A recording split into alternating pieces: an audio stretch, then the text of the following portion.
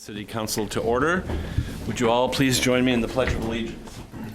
I pledge allegiance to the flag of the United States of America and to the republic for which it stands, one nation, under God, indivisible, with liberty and justice for all. Thank you, everyone. Good evening. Were there any amendments to the agenda?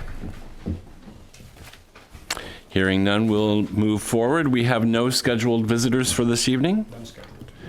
Were there any questions on the warrants that were circulated? Two questions. On the DPW restocking fee of $80.12 to Deniker, can you tell me why that's so high? We purchased a door to replace on the dump truck, and we chose the wrong size. And we did try to work with Deniker to not have the restocking fee assessed, but they were unwilling to work with us on that.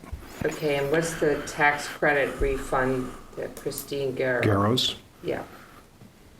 Oh, that's an amended education tax adjustment, and she had paid her first quarter installment, and once her adjustment came, that's what she overpaid, so we have That's to a give tax that thing. back to Okay, her. I understand Yeah. now. Okay, yep.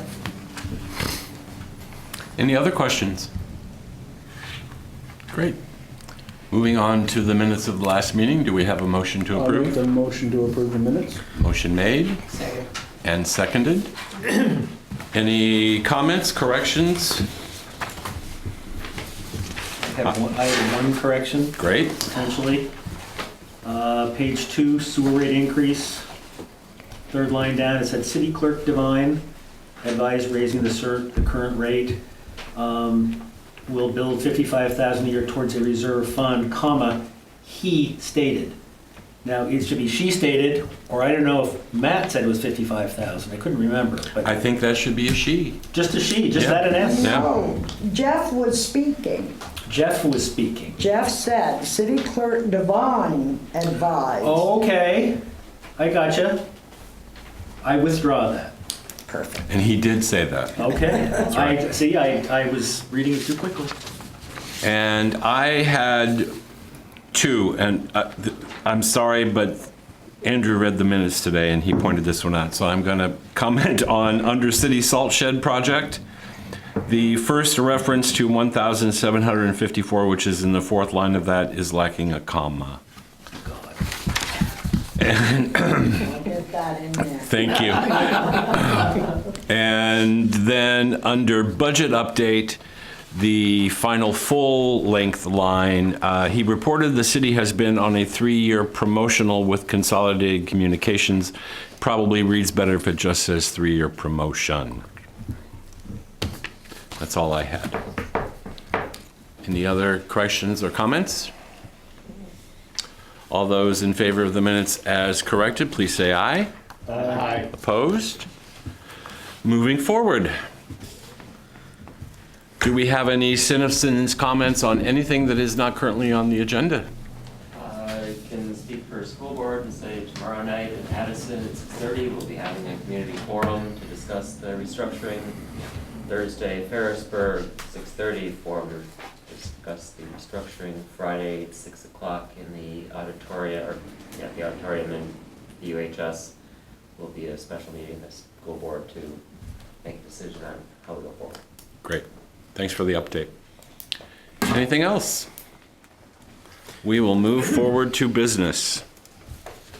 So Matt circulated to everyone his first take at the administration budget for 2021. I think that I sort of see this exercise as us learning exactly how it is we spend our money.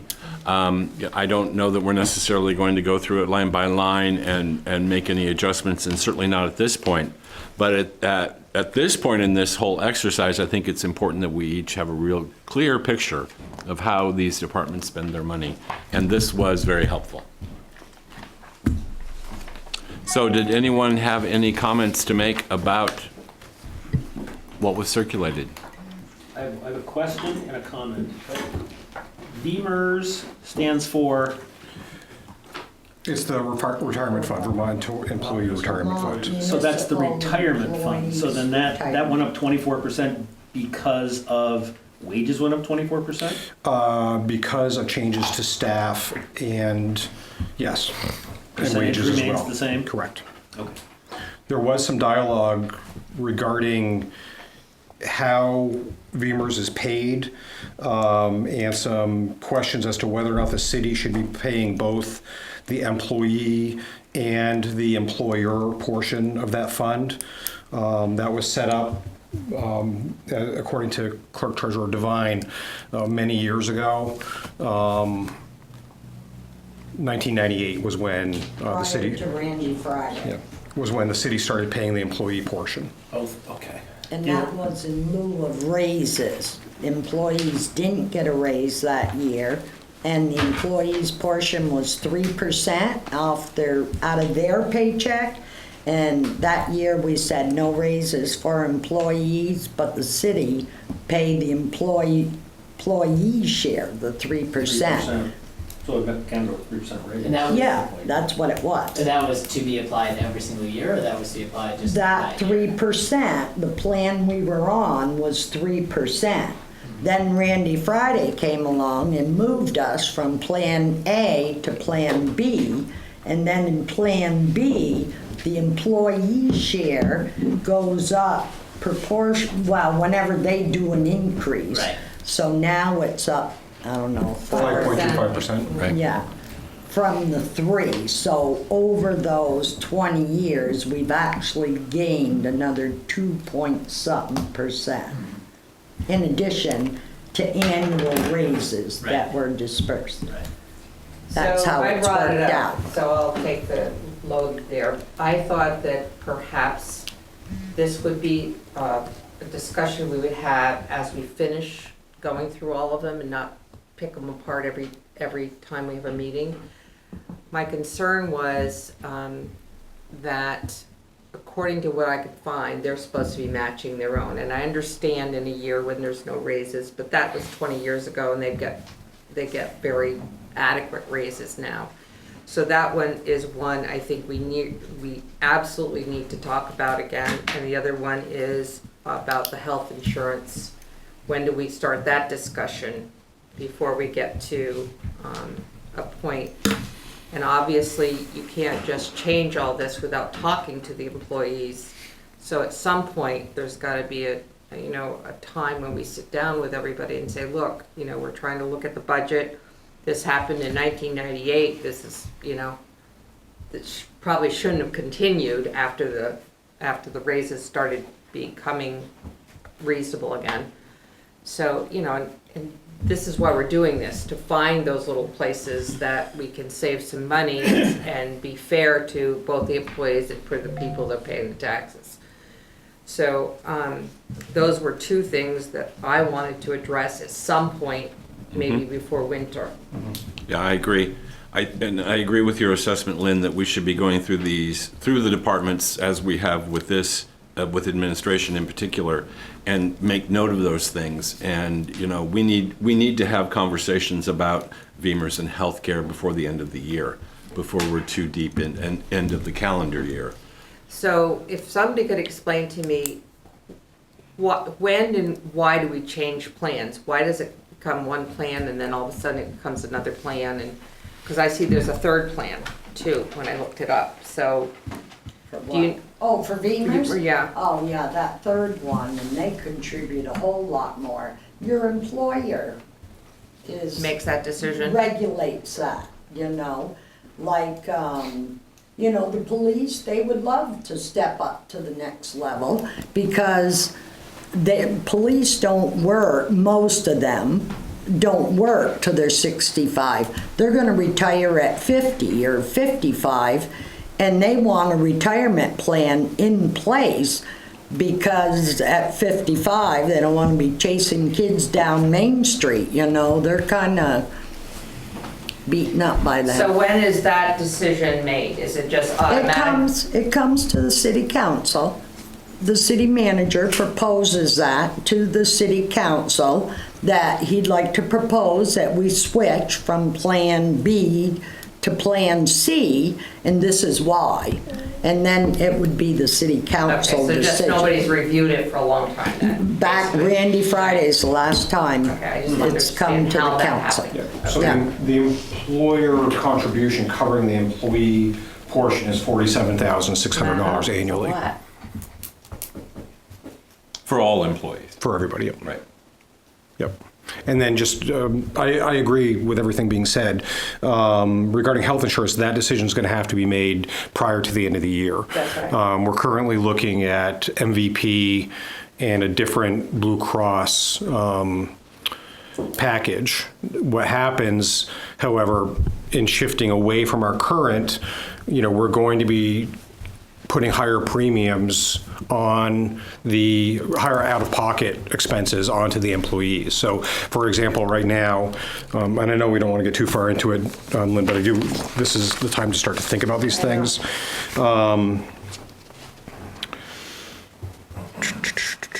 Sorry.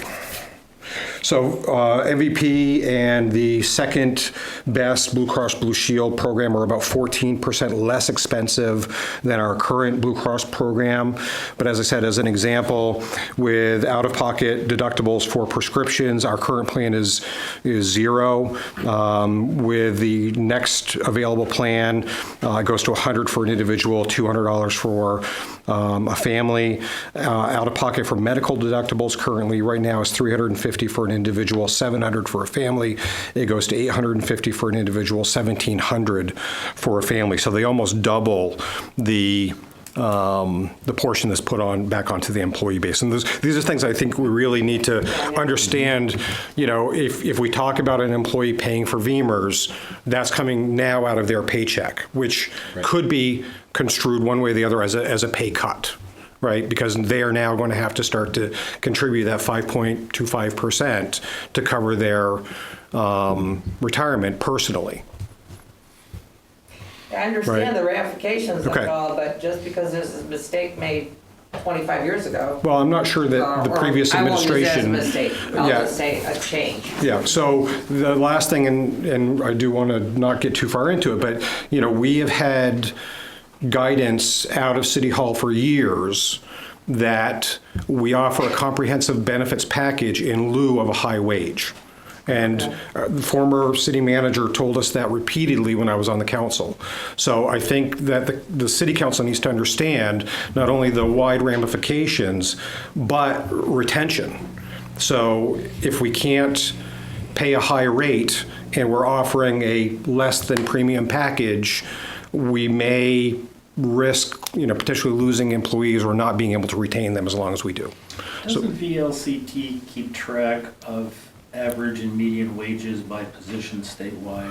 I know I saw Some. that a few years ago Yeah. because it would be good for the succession group to be familiar with that, but I'm just wondering if we had that information, we could look at salary versus benefit in communities that are similar to Vergennes and just see if we are on par or where the balance Yep. could be changed. So I've absolutely started to do that. Okay. VLCT, their benefits compensation is voluntary. The information that's provided to them is voluntary, so it is not 100% of our state municipalities. I think 108 responded in 2018. That's the most recent information that we have. But what I have started to do is exactly that, looking at populations plus or minus 150 to our median, and those 7 municipalities, how do they, what's their police department budget, what's their DPW budget. It gets a little more difficult when you get into benefits administration because, some offer 100%, some offer 90, they're covering 90% of the premiums. And again, Getting that information is probably almost impossible. So. it's That was available. detailed. It's just not as comprehensive as I might like. But again, it's even within sorting those 7 municipalities, Bill, that are closest in our population. Some of them responded on the health care benefits. Some of them didn't. Some, it's a mixed bag as to what they submitted. But this is the stuff that we're looking at, really across all boards right now. Great. I do think, just in regards to administration, again, I don't want to run off with this, but we did have a one-time increase for IT for our conversion to the cloud. That will be converted this year. We do anticipate a $10,800 decrease in our overall IT expenses next year.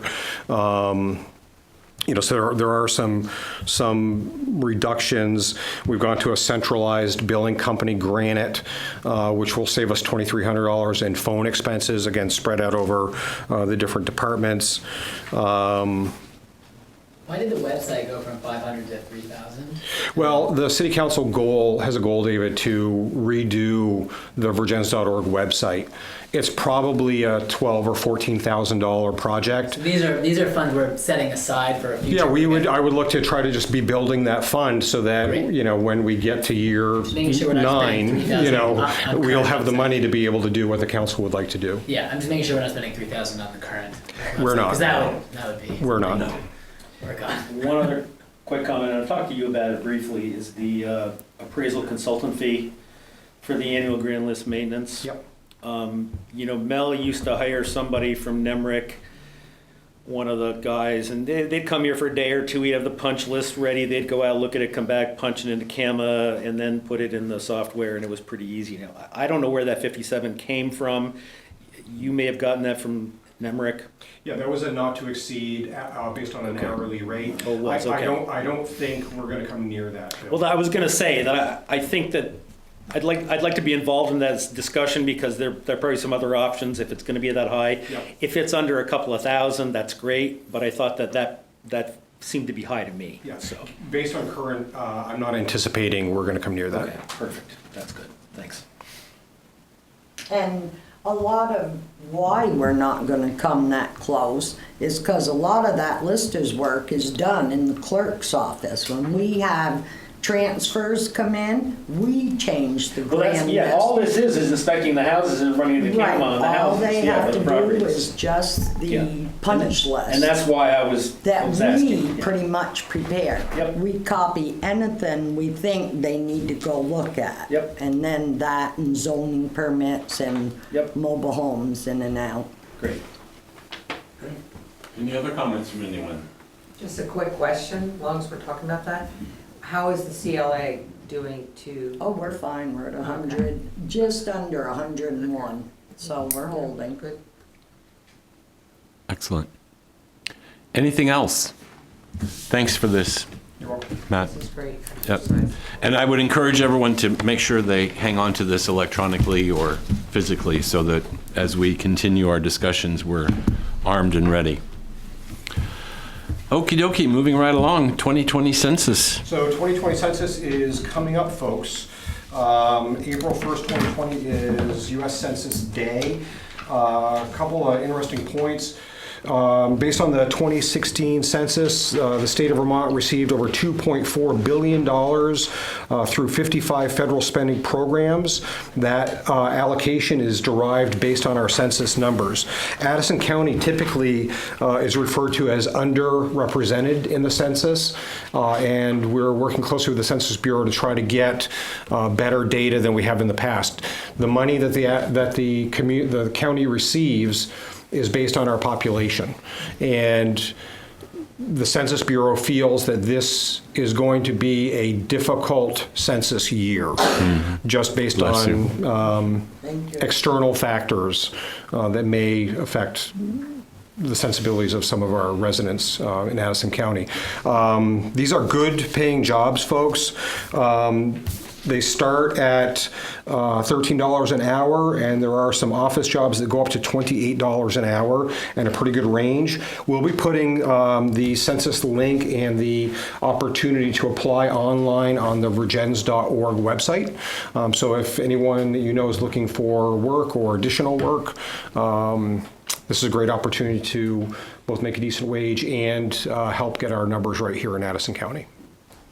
Excellent. Questions? Moving along, the actor city representative to the Regional Operating Committee. So she's our existing rep, right? She is. Yeah, thank you. So annually, we need to the council needs to please reappoint our city representative. In the past, it has been Diane Lamphere, and she is interested in staying in that role for us. I'll make the motion. Motion made. Is there a second? Made and seconded. Any discussion? How long a term is that? Joan, I do not know. I will find out. I think it's a year, but Annually? I think. Yeah, I just don't so. recall it having come up last year. I don't either. I'll get you an answer. It's a Okay. lifetime. Yeah. Yeah, that's fine. Forever. Yeah, exactly. Great. Any further discussion? All those in favor, please say aye. Aye. Opposed? Congratulations, Representative Lanfer. Grant agreement resolution and Vergennes community housing. So thank you. Our paperwork continues to trickle in regarding Vergennes community housing and the grant opportunity of $400,000. This is the grant opportunity resolution single grantee form PM1 that just basically indicates that we are taking overall administrative responsibility for the Vergennes Community Development Program activities related to the grant. Abby and accounts payable obviously make sure that the checks go out, and I, as the city manager, are authorized to, as the overall CEO or authorized official, to execute the grant agreement. So this is just really a form for GEARS, which is our grant management program, authorizing each of us to take this role. Do we need to take any action other than signing this I form, just you need think? signatures, Okay, please. great. All of us or just the mayor? Everybody, please. Write small. Sign with your highlighter. I will. I will buy a red pen. Then you can just sign and just say town street. Fine. Yeah, you guys. I'm gonna sign your name. You can sign my name, okay? Gotta use it like that. Okay, if we might as well continue on the agenda while this is circulating. Item E, SaVida Health. Everyone here may already be aware that SaVida Health and James Amblow were in front of the DRB last Monday. The DRB has postponed their decision and then went on to postpone the deliberative session. So I don't have any new information there, nor any information or feedback from either the zoning administrator nor the DRB, but it was a topic of conversation in our last meeting, and I just wanted to apprise everyone that it hasn't moved further than that as of yet. I understand that they have scheduled to continue the deliberative session tomorrow afternoon. Oh, thank you. That's what I understand. Here? Here. And I'll just disclose that that I represent a group of residents and resident taxpayers. We petitioned for and were granted interested party status. And there's really only two elements relative to what they're looking at. And one has, my understanding, has been more or less decided, that the application is to be reviewed in its entirety. And I understand that City Attorney Ouimet has agreed with our assertion that that's how it should proceed. And the other element is very simple, is either SaVida Health is or is not a medical services provider. Our position is that they are, and we presented evidence to that effect, and that's what they'll be ruling on. Okay. Any other comments or questions for Matt or David on this issue? What time tomorrow, David? I do not know. Okay. I spoke with Peter this morning and tomorrow afternoon. Okay. And that's a meeting that is not open to the public. Deliberative session is in private, closed. Okay, thank you. James, did you have anything you wanted to say? Not this time. Great, thank you. City Manager's report. So we are working on, again, from our last meeting, sewer rates. I don't really have an update. Clerk Treasurer Devine did circulate an email regarding an error in our accounting. The proposed proposed rate increase, speculative rate increase, is actually $223,000 annually, which is, significantly different than our last discussion. So as we move forward on the rate and consumption and how we bill, that number takes on a new life, frankly. So is that the increase to 150 Correct. results in 223? Correct. Correct. 55 is a quarterly increase, not yearly. Oh, okay. The 55 was a quarterly. Gotcha. Right. So times 4 plus Gotcha. gallonage. Okay. I wonder if the minutes should reflect that. They will when I write them. The new minutes. This discussion. Right. Any other questions or comments about the sewer rate? I will say it's a bit of a rabbit hole, folks. We're talking with Vergennes Pan Water District in that we're looking at potential consumption to determine sewerage building rates. Not all of our houses are metered. The homeowner isn't necessarily incentivized or inclined to want to replace a broken meter. The Vergennes Pan Water District feels like if they even got into a process of starting to replace, they would just be chasing replacements, and it would just be, so it's a bit of the city has gone down this road before. So I'll be interested to see where it leads us this time, but more information will be forthcoming on that. Great. Thank you.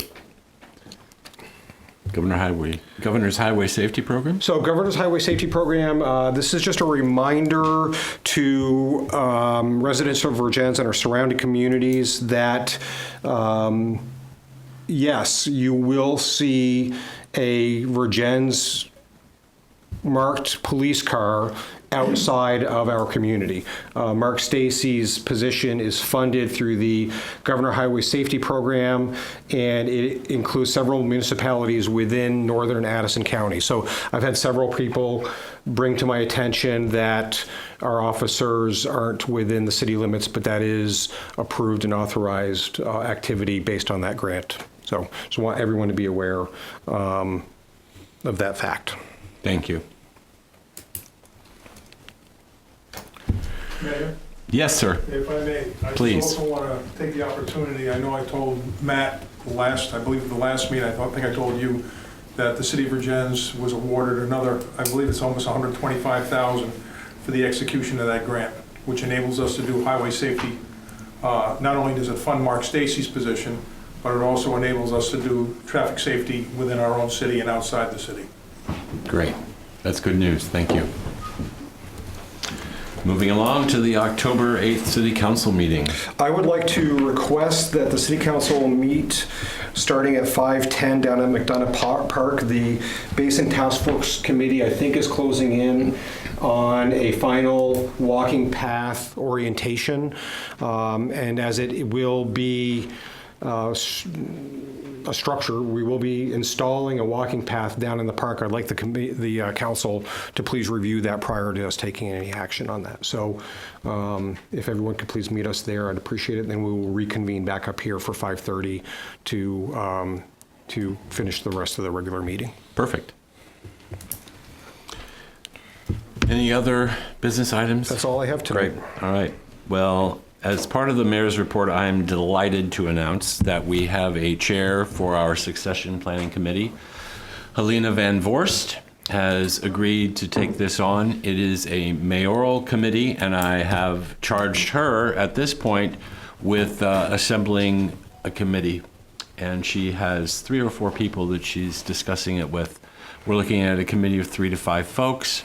And their charge in the end will be to help us develop a succession plan, in particular at this point for our city clerk treasurer, but also give us some sort of a guideline as we probably encounter this as we go on in other departments. So I'm actually really thrilled about that. Including the mayorship.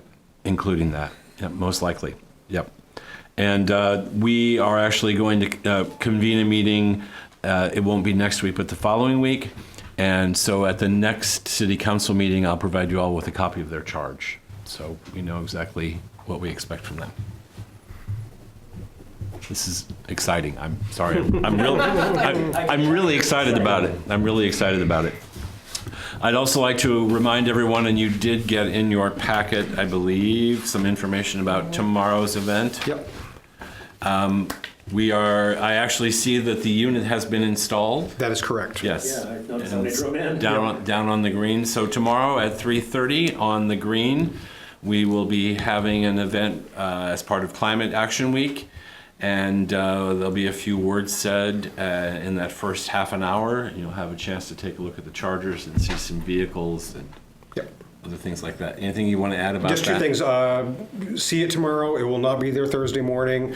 This is just a dry fit for this event. So we just wanted to get it in place for this. But when you look at it, you'd say, well, Matt, what were you thinking? Well, I was thinking it was only going to be there for a day. Right. So. Great. Okay, well, I have a quick question. go ahead. We have Do time. we have a timetable for the local option tax discussion or committee, or where's that stand? So we've actually had conversations with the Vergennes Partnership about this, and in particular with Rennie. And we have a meeting with them later in the week, and it's one of the things that we'll be discussing. It's time to get that rolling. Okay, I was just curious. In seriousness. And they are aware that we are interested in the information that they can provide us, so time is of the essence. Well, and to continue on that, what you'd be talking about is the second step of the option tax. And the first step being, we still need to deal with changing The charter. Charter, right. Correct. So we probably should get We need moving to on get moving presenting on the this. charter so that we can have our public meetings, so that we can have. Yeah, I have a sidebar conversation about the Yeah. charter, just on a separate note Yeah. later. Okay. Perfect. Then I'll make the motion to adjourn. Wait, for a second. Gotta be a motion. Yes, sir. What is the next department up for review as far as their budget? General expenses, General expenses, okay. because we're going in alphabetical order. Correct. EF, Could I also, D- just a couple questions, I'm sorry, I'll slower processor, I guess.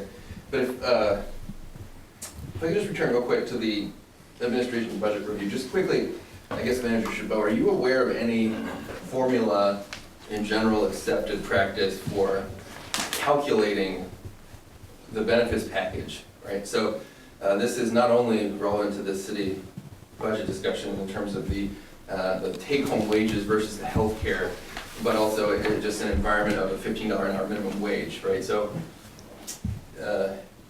how do you account for like projected health insurance spending per person? Is there any kind of generally accepted formula that Well- we can use then to weigh our options in some way? I just want to make a quick correction. Jim, George, is DPW next. DPW is Yeah, next. sorry. So the health insurance rates for the state are set by the health board. And most recently, Blue Cross Blue Shield and MVP, who are the two major players in the health arena in Vermont, went to the health board and Blue Cross Blue Shield was granted a 12.9% increase. Sorry, so I think I understand all that. I think maybe I need to be more clear. Okay, we're looking at a difference in someone taking home a paycheck, say with $10 an hour, versus someone taking home a paycheck with like $12.50 an hour.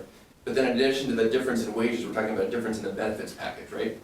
So what I'm asking you is there any generally accepted formula where There's no difference. The only differences would be if someone was signed up for an individual plan or a family plan.